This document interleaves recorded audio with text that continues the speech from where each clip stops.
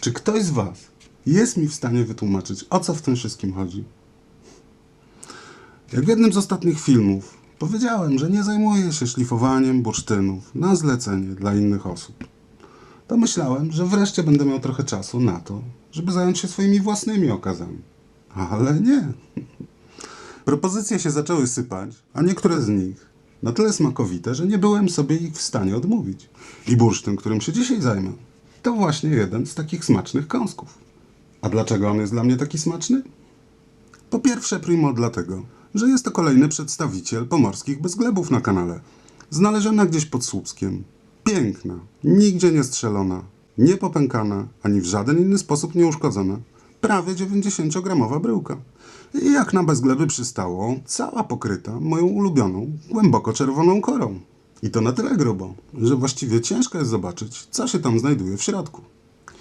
Ale jak się dokładnie przyjrzeć cieniom, które się pojawiają podczas przyświecania tego okazu na mokro, to poszlakowo można założyć, że o ile tu od spodu i kawałek z boku znajdują się jakieś wzorzyste maty, jakieś chmurzaste mglistości i mgiełki, to z wierzchu powinna je przykrywać stosunkowo gruba warstwa żywicy w miarę przezroczystej.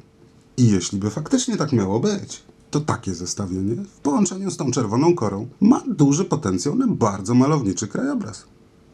Po drugie, primo, zdecydowałem się podjąć szlifowania tego bursztynu, bo dzięki temu mogę mieć swój skromny wkład w utrzymanie wielowiekowej tradycji obdarowywania młodej pary takimi właśnie dużymi, inwestycyjnymi bryłkami z okazji ślubu. Bo finalnie ten klejnot ma być właśnie takim prezentem ślubnym od jednego z rodziców. Co to dokładnie za tradycja, powiem wam już za chwilę, jak będę zdzierał korę. Natomiast już teraz muszę dodać, że ponieważ to nie jest pierwszy, tylko jeden z kolejnych takich przypadków, o których z całą pewnością wiem, to najlepszy dowód na to, że ta tradycja jest ciągle żywa. A dla mnie możliwość wzięcia udziału w takim przedsięwzięciu jest warta o wiele więcej niż sam ten bursztyn, czy pieniądze, jakie ewentualnie mógłbym zarobić na jego szlifowaniu. Bo takie właśnie historie to jest coś, czego kupić się nie da. Przy odrobinie szczęścia można pomóc je tworzyć. No dobrze. Jeśli chodzi o granice mojej cierpliwości, to by było na tyle. Dłużej już nie wytrzymam. Ja muszę zobaczyć, co się tam znajduje w środku, więc lecę zdzierać korę. A wam życzę miłego oglądania. Obiecałem wam wcześniej, że porozmawiamy sobie o bursztynach wiannych, inwestycyjnych. Mamy teraz chwilę, więc to jest dobry moment na to. Po pierwsze, być może nie wszyscy z was wiedzą, co ta nazwa oznacza. Otóż bursztyny wianne były tak nazywane ze względu na to, że w regionach Polski, gdzie łowiono bądź kopano bursztyn, bardzo często wchodziły w skład tak zwanego wiana. Czym było wiano? To w odróżnieniu od posagu, czyli majątku wnoszonego do nowo tworzonej rodziny przez pannę młodą, był cały zestaw dóbr, który wnosił do związku pan młody. Oczywiście w różnych regionach kraju, zarówno na wiano, jak i na posag, składały się bardzo różne przedmioty bądź części majątku, ale z reguły podział ten dotyczył tego, co pozwalało rodzinie przetrwać i się wyżywić. I wcale to nie znaczy, że była to jakaś obowiązkowa lista sprzętów. W zależności od stanu majątkowego, każdy wnosił do nowo zakładanej rodziny to, na co było go akurat stać. I tak panna młoda w posagu wnosiła różne elementy wyposażenia domu. Różne sprzęty kuchenne, pościel, meble. Natomiast pan młody, jako wiano, wnosił to, co pozwalało mu zarabiać na chleb, czyli różnego rodzaju narzędzia, sprzęty gospodarskie i zwierzęta oraz budulec bądź kapitał potrzebny do zbudowania domu. Z samym budulcem to bywało różnie, w zależności od tego, kto gdzie żył. W dawnej Polsce można było mieszkać albo na ziemiach posiadanych przez Kościół bądź szlachtę, albo na tak zwanych królewszczyznach, czyli obszarach bezpośrednio podlegających pod władzę króla i będących jego majątkiem. I w takich częściach kraju, między innymi, można było dostać budulec za darmo. Szczególnie tam, gdzie było go pod dostatkiem. Na przykład Puszcze Kurpiowskie były takim miejscem. Tu można było uzyskać zgodę na darmowy wyrąb drzew przeznaczonych specjalnie na budowę domu. Jaki król miał w tym interes? Ano taki głównie, że podatki były wówczas zbierane nie od pojedynczej osoby, tylko od gospodarstwa, czyli dymu. Dlatego nazywano je podymne. A im więcej domowych ognisk, czyli dymów, tym więcej w podatkach dochodu szło do królewskiego skarbca. Oczywiście istniał również podatek zwany pogłównym, ale ten akurat nie dotyczył ludzi, tylko był naliczany od ilości zwierząt pociągowych zdolnych do orania pola, takich jak woły czy konie. No i o ile z budulcem jeszcze można było sobie w niektórych przypadkach jakoś poradzić bez dodatkowych kosztów, to już sam wyrąb, transport budulca i budowa gospodarstwa oraz wyposażenie go w odpowiednie maszyny i narzędzia zdecydowanie wymagało konkretnych nakładów finansowych. I właśnie na tą okoliczność ludzie gromadzili środki, a w tym między innymi bursztyn. A dlaczego bursztyn akurat? Warto tutaj zauważyć, że przez bardzo długi okres czasu od powstania państwa polskiego pieniądz kruszcowy, czyli ten w postaci złotych i srebrnych monet, był na jego obszarze stosunkowo rzadki. Z jednej strony z tego powodu, że poza nielicznymi źródłami na Śląsku i w Małopolsce nie dysponujemy bogatymi złożami kruszców potrzebnych do bicia monet, ale z drugiej strony również dlatego, że monety bite przez polskich królów przez bardzo długi okres czasu były lepszej jakości niż te, których używano w krajach ościennych, więc wszystkie nowe emisje były bardzo szybko przechwytywane przez tych, którzy potrafili tą różnicę rozpoznać i na niej zarobić. Specjalizowali się w tym procederze m.in. margrabiowie i książęta niemieccy, którzy ratowali swoje budżety masowo wywożąc polską monetę i wypychając do nas swoją o znacznie mniejszej zawartości szlachetnego kruszcu. Jak to dokładnie wyglądało? To bardzo ciekawa i długa historia i z tego powodu musimy zostawić ją sobie na kiedy indziej. Natomiast monety na naszych terenach były w dawnych wiekach stosunkowo rzadko spotykane również dlatego, że trzeba było ich używać głównie w rozliczeniach z poborcami podatków, szeroko pojętą administracją państwową i kupcami dostarczającymi towary niedostępne na miejscu. Jednak ta niewielka ilość monet w zapisach historycznych czy archeologicznych znaleziskach wcale nie znaczy, że handel się nie odbywał. Ludzie musieli się jakoś między sobą rozliczać, szczególnie w przypadkach, w których barter tracił sens. Barter, czyli bezpośrednia wymiana dóbr, np. jajka za mąkę. I do takich drobnych, ale niezbędnych dla funkcjonowania lokalnych społeczności rozliczeń od niepamiętnych czasów zamiast pieniędzy używano różnych innych przedmiotów. Jakieś szczątki tego, co konkretnie było używane, możemy do dziś rozpoznać w naszym języku. I tak przez wieki całe, jeśli nie tysiąclecia. Jednym z podstawowych środków płatniczych była sól kamienna. I to nie tylko w Polsce. Oczywiście archeologicznych śladów tych rozliczeń ze zrozumiałych względów nie da się odszukać, ale system ten był tak popularny i powszechny w użyciu, że do dziś zachowało się w naszym języku słowo kruszec, bo płaciło się tak właśnie, że umówioną ilość wagową soli można było od większej bryły odkruszyć. Obecnie wprawdzie słowa kruszec używamy przede wszystkim w odniesieniu do metali szlachetnych, ale to też już samo w sobie jest bardzo ciekawym śladem historycznych przemian, bo jak już się te metale faktycznie pojawiły, to przez bardzo długi czas postępowano z nimi podobnie jak z solą. W przypadku mniejszych transakcji umówioną ilość kruszcu odłamywało się, czyli odkruszało, od większych sztabek zwanych grzywnami, albo odcinało się po prostu od większych monet, jeśli była taka potrzeba. I z tego właśnie powodu na wczesnośredniowiecznych stanowiskach archeologicznych spotykamy tak dużą ilość drobno pociętych monet, czyli siekańców. Drugim dobrem użytkowym, często spełniającym rolę pieniądza, były kawałki płótna, najczęściej lnianego. I po tym systemie rozrachunkowym również wiele śladów nie zostało, bo tkaniny bardzo słabo znoszą upływ czasu, szczególnie w trudnych warunkach wysokiej wilgoci na przykład. Natomiast w języku jakiś ślad pozostał, bo zarówno słowo płaszcz, jak i płacidło mają ten sam wskazujący na tkaniny źródłosłów. Płótno było bardzo popularnym środkiem płatniczym i tak samo jak w przypadku soli w dawnych wiekach używano je w naprawdę sporych ilościach. Produkowano z niego nie tylko ubrania, pościel czy obrusy, ale potrzebne było również do opatrywania ran ciętych, które były głównym produktem ubocznym rozwiązywania konfliktów i sporów przy pomocy miecza bądź szabli. Istnieją również zapisy, z których jasno wynika, że takie kawałki płótna były również zwyczajowymi darami ofiarnymi składanymi przez okoliczną ludność w różnych pogańskich świątyniach i jeszcze zanim na nasze tereny dotarło chrześcijaństwo. A zwyczaj ten jest ciągle żywy, choćby w Tybecie, gdzie wprawdzie nie lniane, tylko jedwabne kawałki tkanin cały czas służą za ofiarę dla tamtejszych rozlicznych bóstw i są zwyczajowym podarkiem świątynnym. Jeszcze jednym środkiem płatniczym spotykanym również na naszych terenach były skórki zwierzęce. Te również były w powszechnym używaniu, bo i szyto z nich ubrania, które pozwalały przetrwać zimowe miesiące i wykorzystywano je do późniejszej reparacji tych wszystkich czap i kożuchów. Nie bezpośrednio u nas, ale obok, w języku rosyjskim, zachował się ślad po takiej właśnie wymianie. Otóż biała lniana koszula męska jeszcze dziś jest tam nazywana soroczką. Właśnie dlatego, że kiedyś, gdyby chcieć za nią zapłacić skórkami wiewiórczymi, trzeba było zebrać ich aż 40, czyli po rosyjsku sorok. A skoro ślad tej wymiany zachował się nawet w nazwie jakiegoś przedmiotu, to tego typu środek płatniczy raczej musiał być popularny.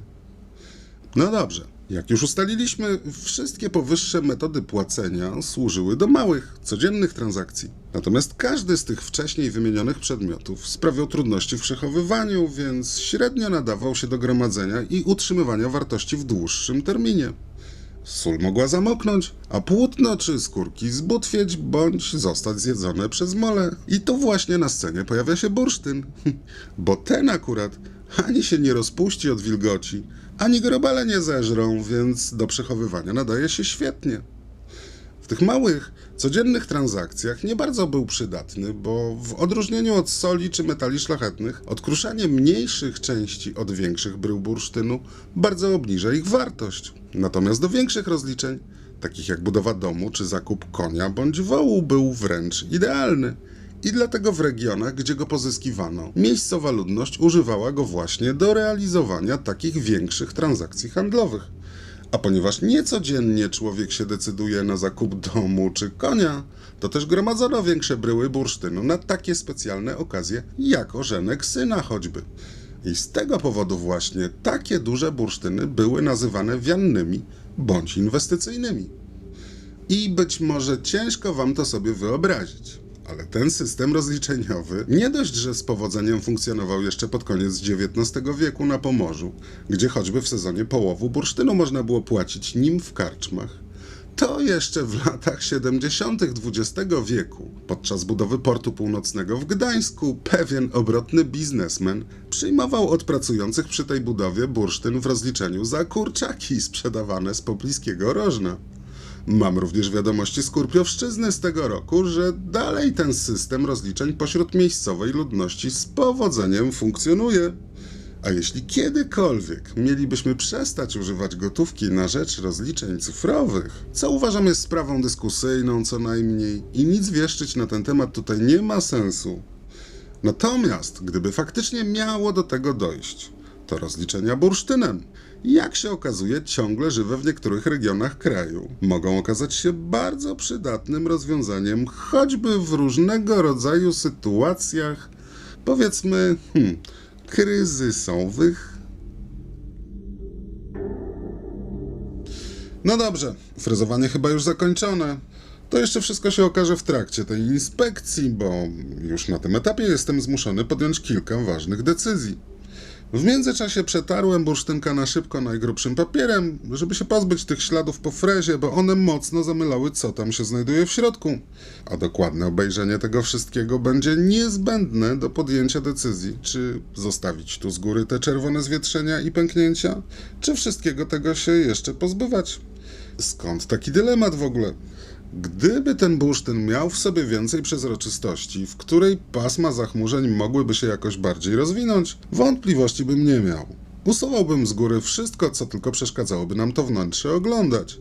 Ale to nie jest ten przypadek. I o ile tej przestrzeni na opowieść za wiele tutaj nie ma, to w zamian dostaliśmy bardzo ładnie układające się i ciekawe, właściwie to nawet nie są pęknięcia. No może poza tym fragmentem, który wprawdzie jest lekko odstrzelony, ale trzyma się dobrze, bo tarłem go naprawdę mocno i w ogóle nie chce odpaść. Za to cała reszta tego tworu, ponieważ tu są dwie rybie łuski, to moim zdaniem to nie do końca są pęknięcia, co niedoklejenia powierzchni. Jeśli można mówić o jakimś pęknięciu, to tutaj takowe się znajduje, ale ono też nie przeszkadza mi w całości tego kształtu. Natomiast cały ten twór na górze bardziej przypomina mi swoją strukturą bursztyn warstwowy. Gdyby założyć, że do gałęzi ten bursztyn przylegał od spodu i wyciekał z jakiegoś takiego grubszego konara, no to mogłoby się okazać, że te dwie części zdążyły się uformować w krople i przyschnąć. I z tego powodu nie zespoiły się dokładnie ze sobą, tylko właśnie w postaci takich niedoklejeń jak w sklejkach. Jakiś ślad po tym wszystkim pozostał, a ponieważ te rozwarstwienia dochodziły do samej granicy kory, to też bardzo pięknie się zaczerwieniły. I myślę, że pozostawienie ich tutaj na górze może dodać malowniczości temu bursztynowi i ciekawej historii całej tej formy. Ale ponieważ do końca przekonany nie jestem, to najpierw przesmaruję całość olejem i zdecyduję, jak już go sobie dokładnie obejrzę. No, bardzo to wszystko fajnie zaczyna się prezentować. I teraz już widać zdecydowanie lepiej, że ta przezroczysta warstwa jest bardzo cienka. Chmurka w środku bardzo ładna, taka puchata. Ona jakieś delikatne wzorzystości posiada. Tu bardzo ładnie widać, że jakieś pasmo wstaje z nadkory. Tu też się wszystko układa w jakieś fajne wzorki. Kształt się na pewno jeszcze trochę zmieni, bo to jeszcze mocno będzie tarte papierem, ale już na tym etapie wydaje mi się, że ten czerwony element akurat w miejscu, gdzie nie dzieje się nic, co tłumaczyłoby pozbycie się go do końca, tylko dodaje wyrazistości. Z drugiej strony, gdyby chcieć go usunąć, to trzeba by jeszcze sporej ingerencji w głąb tego bursztynu, no i zawsze pozostanie pytanie, czy jego forma dalej byłaby tak atrakcyjna w kształcie jak teraz. Kolejna sprawa, że ta czerwień opowiada nam trochę więcej o tym, jak ten bursztyn powstał. I to mi się też w niej bardzo podoba. Podoba mi się ta niedoskonałość. Ona dodaje mu tutaj bardzo dużo uroku i historii. Także myślę, że zostawię to w ten sposób. W każdym razie będę próbował, a jak mi się nic podczas tarcia nie porozwarstwia i nie poodpada, to zostanie tak jak jest. Bardzo piękny bursztyn się zapowiada. Trochę inny niż myślałem, że będzie, ale bursztyny zawsze zaskakują. Inne kamienie szlachetne zaskakują czasami, a bursztyny można powiedzieć, że zaskakują zawsze. Ten zaskoczył mnie bardzo pozytywnie. Bardzo mi się podoba. Dobra, lecę zmywać ten olej i biorę się za kształtowanie. Do bursztynów inwestycyjnych sobie jeszcze wrócimy, ale najpierw chciałem się z wami podzielić najnowszymi wieściami. Właśnie spełnia się coś, o czym marzę od 2 lat, bo na dniach dosłownie wychodzi wreszcie nasza bursztynowa książka dla dzieci. Skąd pomysł na takie marzenie w ogóle? Wszystko zaczęło się na plaży oczywiście. Jak zwykle kręciłem się tam w poszukiwaniu bursztynów i w pewnym momencie spotkałem dziewczynkę. Miała może 5 lat, może 4. Wybierała razem z tatą bursztynki z niewielkiej plamki, którą morze wyrzuciło na brzeg. Ja zatrzymałem się przy nich na chwilę, żeby się rozejrzeć, czy gdzieś w wodzie nie pływa jakiś większy okaz.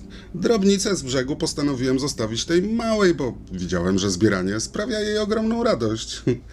Co chwilę podnosiła rączkę w stronę taty i mówiła: zobacz, jaki ten śliczny. To był naprawdę miły widok. I już miałem odejść, kiedy usłyszałem z jej ust pytanie: tato, a skąd bursztyn w Bałtyku? Bardzo byłem ciekaw, co tata powie, ale niestety. Tata chwilę pomilczał, w końcu wzruszył ramionami i wyznał speszony: a wiesz, że w sumie to nie wiem? Na szczęście w ostatnim momencie ugryzłem się w język. Wiecie, w tym wieku dzieciom się zdaje, że rodzice to muszą wiedzieć wszystko. A ja nie chciałem ani tej wizji burzyć, ani podważać ojcowskiego autorytetu, więc uśmiechnąłem się tylko i poszedłem dalej. A jednak ziarno zostało zasiane. Już do końca dnia zastanawiałem się, jak ja bym odpowiedział w takiej sytuacji. Wieczorem sprawdziłem jeszcze w necie i okazało się, że to pytanie, skąd bursztyn w Bałtyku, to jedna z najczęściej wyszukiwanych fraz nad naszym morzem w okresie wakacji. Czyli nie tylko ten tata nie znał odpowiedzi. I nic dziwnego, bo ona wcale taka prosta nie jest i nawet w sieci niełatwo ją znaleźć. A wytłumaczenie małemu dziecku tych wszystkich przemian, jakie zachodziły w ciągu ostatnich 50 milionów lat, to moim zdaniem jeszcze trudniejsze zadanie. I tak właśnie zrodził się pomysł na naszą książkę. W niej tą odpowiedź znajdziecie.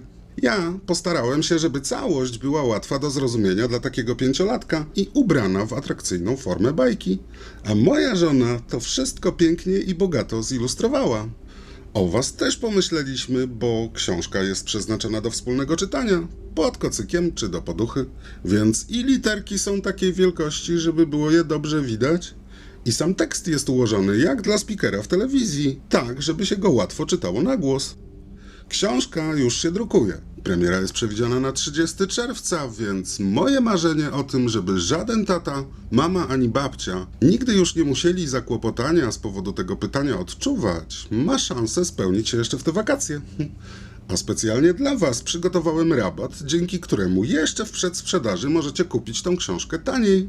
Wszystkie potrzebne informacje znajdziecie w opisie filmu i w pierwszym komentarzu pod nim. Także jeśli spotkała was podobna sytuacja na plaży, albo po prostu macie ochotę spędzić miło i pożytecznie czas wspólnie z waszym maluchem, to może warto tam zajrzeć.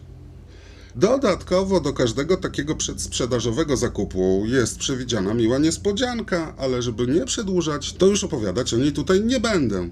Jak was ten temat interesuje, to wszystkiego się dowiecie, jak już wejdziecie w zostawiony w opisie link. A ja wracam do bursztynka, bo chyba już wystarczy tego tarcia.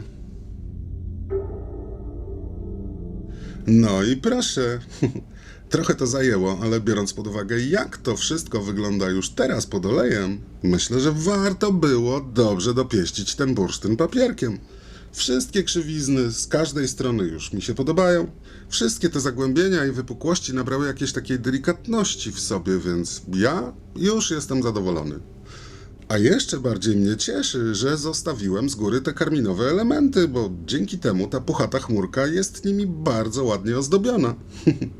Wrażenie to wszystko sprawia, jakby to jakiś zegarmistrz światła purpurowy maznął ze 2 razy swoim pędzelkiem i taki śliczny podpis zostawił na pamiątkę. Bosko. W każdym razie, jak dla mnie to bursztyn jest absolutnie gotowy do tego, żeby przejść do kolejnego etapu, czyli propoleru. Więc nie przedłużam, tylko zmywam ten olej i zabieram się do dalszej pracy. No dobrze, o bursztynach wiannych, czyli inwestycyjnych, już sobie powiedzieliśmy co nieco. A żeby wejść w temat jeszcze głębiej, postanowiłem odpowiedzieć teraz na jedno z częściej zadawanych przez was pytań, czyli czemu ja tak niechętnie sprzedaję swoje bursztyny. Po pierwsze, ani nie jestem zmuszony okolicznościami życiowymi do tego, żeby się z moimi bursztynami rozstawać, ani mnie jakaś chęć zarobienia paru złotych na szybko do tego nie nagli. Ja naprawdę lubię moje bursztyny. Lubię spędzać z nimi czas. To znaczy i pracować nad kolejnymi okazjami, ale też wracać do tych, które już wcześniej szlifowałem. Są dla mnie inspiracją i zawsze coś w nich jestem w stanie nowego dostrzec. Co więcej, to są wyjątkowe okazy i zebrane w kolekcję przedstawiają zdecydowanie większą wartość niż każdy z nich z osobna. I tak, możecie powiedzieć, że jestem dziwakiem, ale największe domy jubilerskie postępują bardzo podobnie. Cartier na przykład posiada ogromny zbiór biżuterii wykonanej z najpiękniejszych kamieni szlachetnych, jakie na przestrzeni działania tej firmy udało im się zakupić na rynku. I cały ten zbiór w ogóle nie jest na sprzedaż. Owszem, osoby o odpowiedniej reputacji mogą wypożyczyć niektóre z tych cacek, żeby je założyć na specjalne okazje, ale to wszystko. Po imprezie klejnoty wracają do firmy i pozostają częścią jej majątku oraz dziedzictwa. I w tym zachowaniu nie ma nic dziwnego. Wyjątkowej jakości i urody zarówno bursztyny, jak i wszystkie inne kamienie szlachetne trafiają się niezwykle rzadko. Naprawdę duże diamenty wysokiej czystości i jakości jubilerskiej to okazja, która potrafi się objawić raz na dekadę, a duży, zjawiskowy rubin czy szmaragd to jeszcze większa rzadkość. I z tego powodu takie wyjątkowe okazy zgromadzone razem nabierają dodatkowej wartości. Jakiś czas temu można było w muzeach Europy podziwiać kolekcje klejnotów gromadzonych przez dynastię Wielkich Mogołów między XVI a XX wiekiem. Jeśli kiedykolwiek będziecie mieli okazję zobaczyć, jakie cudeńka wchodzą w skład tej kolekcji, to zdecydowanie polecam. Moim zdaniem lepszych sposobów na poznanie, jak wyglądają kamienie szlachetne najwyższej jakości, nie ma. A zdecydowanie warto taką wiedzę nabyć przed podjęciem decyzji, żeby jakiś kamień szlachetny zakupić. A po co kupować kamienie szlachetne? Ktoś mógłby spytać. I tu część z was być może zadowoliłaby najprostsza odpowiedź. Bo są piękne? Ale sprawa ma jeszcze drugie dno, natury bardziej finansowej. Bo tak samo jak srebro, złoto czy nieruchomości, kamienie szlachetne potrafią przechowywać wartość w czasie. Co to dokładnie znaczy? Z grubsza wszystko, co możecie kupić za pieniądze, można podzielić na 3 kategorie. Pierwsza z nich to taka, do której można zaliczyć wszystko, co z upływem czasu warte jest coraz mniej. Na przykład samochody. Poza nielicznymi wyjątkami, jak tylko wyjadą z salonu, w którym zostały zakupione, już tracą na wartości 10 do 20%. A te naprawdę zadbane, przy dużej dozie szczęścia, po jakichś 5 latach, być może uda się sprzedać za połowę tej kwoty, jaką pierwotnie kosztowały? Z komputerami czy smartfonami jest jeszcze gorzej, bo nawet topowy sprzęt na przestrzeni 5-10 lat potrafi się tak zestarzeć, że albo uda się wam go odsprzedać za kilka stówek, jeśli jeszcze działa, albo będzie się nadawał już tylko na elektrośmietnik. Paradoksalnie, do tej samej grupy zalicza się również sam pieniądz, a jego zmniejszającą się z czasem wartość najprościej można zmierzyć tym, ile towarów da się kupić za określoną kwotę dziś, a ile można było wynieść ze sklepu za te same pieniądze, powiedzmy 5 czy 10 lat temu. I chyba się jeszcze taka dekada nie zdarzyła, żeby tych towarów z czasem można było ze sklepu wynieść więcej niż mniej. Oczywiście różne waluty tracą na wartości w czasie z różną prędkością. I dlatego bankier polecający wam kredyty we franku szwajcarskim w 2007 czy 2008 roku nie kłamał, kiedy mówił, że to najbezpieczniejsza waluta na świecie. Franek faktycznie jest jedną z tych walut, które przez ostatnie 100 lat bez mała traciły na wartości najmniej.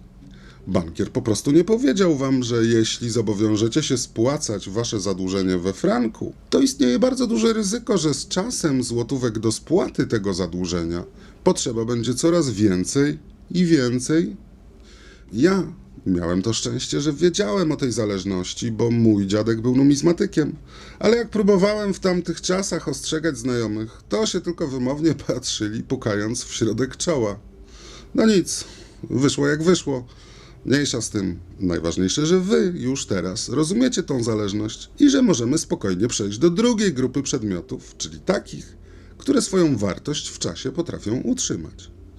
Oczywiście w pierwszej kolejności należy tutaj zaliczyć metale szlachetne, bo te niewątpliwie zdolność przechowywania wartości w czasie posiadają, o czym świadczy fakt, że za podobną ilość złota można było 4000 lat temu kupić podobną ilość, powiedzmy, bochenków chleba, co dziś.